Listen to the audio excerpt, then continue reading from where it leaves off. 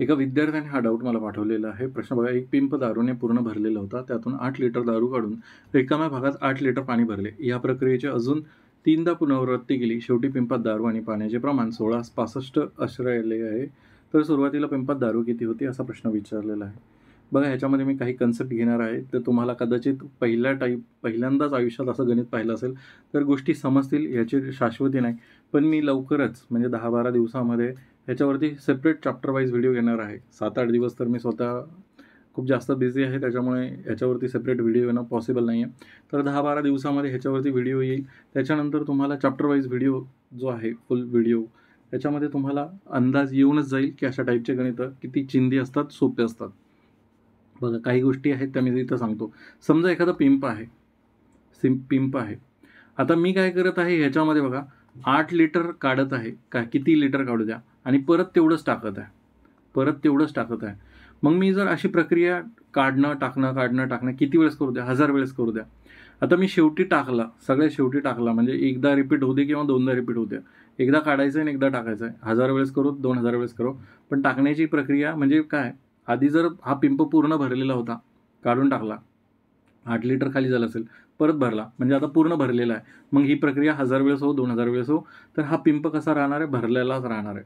मग आता काय दिलेलं आहे की शेवटी म्हणजे कोणत्याही कितीही वेळेस रिपीट झालं तर शेवटी त्याच्यामध्ये काय झालं बघा, तर शेवटी पिंपात दारू आणि पाण्याचे प्रमाण राहिलेले आहे 16:65.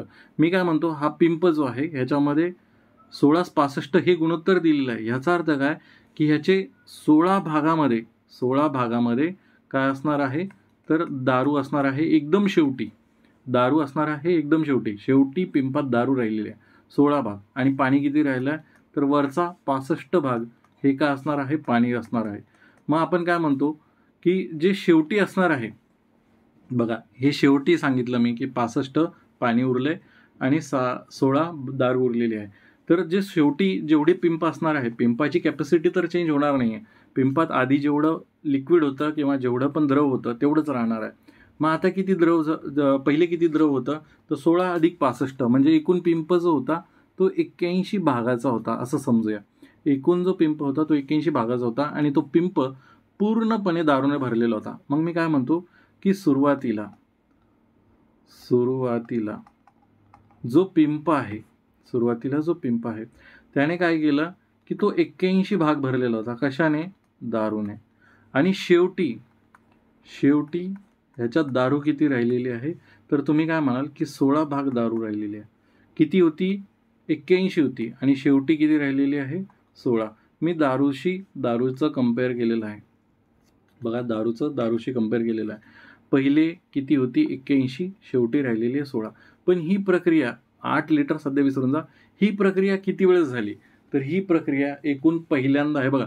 त्यातून 8 लिटर काढून 8 लिटर पाणी भरले, म्हणजे ही प्रक्रिया पहिल्यांदा झाली 8 लिटर आणि 8 लिटर असा उल्लेख दिला आहे. आणि त्यानंतर इथं दिलंय की या प्रक्रियेची अजून 3दा पुनरावृत्ती झाली. म्हणजे पहिल्यांदा तर आपण हे काढलं आणि टाकलं, ह्या गोष्टी केल्या होत्या. त्याच्यानंतर अजून 3दा आपण काय केलेलं आहे, 8 लिटर दारू काढली आणि 8 लिटर पाणी भरलेलं आहे. म्हणजे एकूण किती, तर 4दा किती वेळेस प्रक्रिया रिपीट केलेली आहे, तर 4दा प्रक्रिया रिपीट केलेली आहे. मग तुम्हाला काय करायचं आहे, सरळ एखादी संख्या जिचा चौथा घात किती असणार आहे, 81 असणार आहे, अशी संख्या शोधायची आहे जिचा चौथा घात 81 असेल. ती असेल 3चा चौथा घात 81 असेल.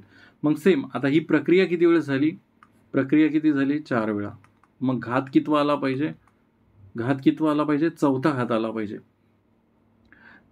3 होती, चौथा घात, 3चा चौथा घात किती झाला, 81.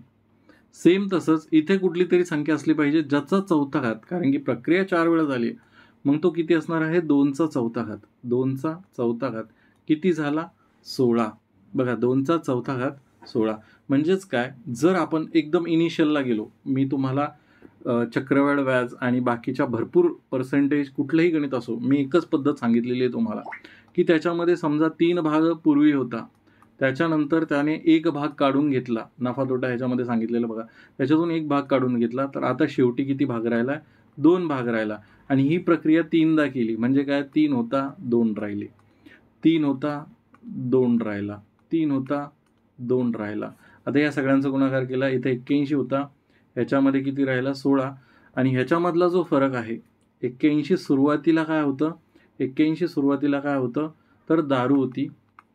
आता शेवटी राहिलेली आहे फक्त 16 एकक 16 भाग दारू राहिलेली, आणि ह्याच्यामधला जो फरक आहे 16 आणि 81 मधला तो असणार आहे तुमचं पाणी, जे की 65 आहे.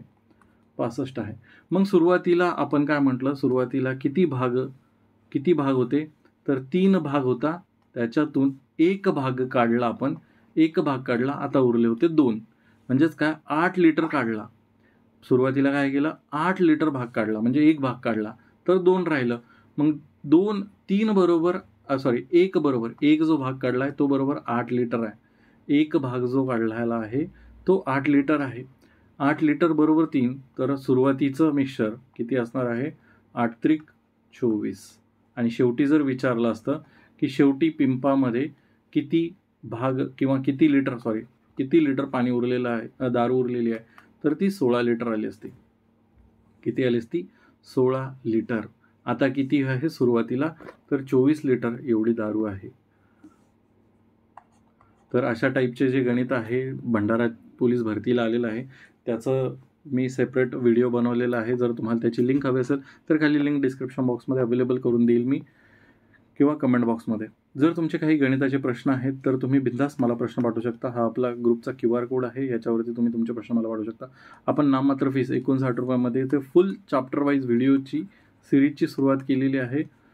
तर ह्या सिरीजमध्ये कोणते कोणते व्हिडिओज आहेत किंवा कोणते कोणते चॅप्टर वाईज व्हिडिओज अवेलेबल आहे तुमच्यासाठी, तर तुम्ही ते इथे बघू शकता. आणि आपलं एक व्हॉट्सअप चॅनलसुद्धा आहे, त्याला कनेक्ट होण्यासाठी राईट साईडचा QR कोड तुम्ही स्कॅन करा. धन्यवाद.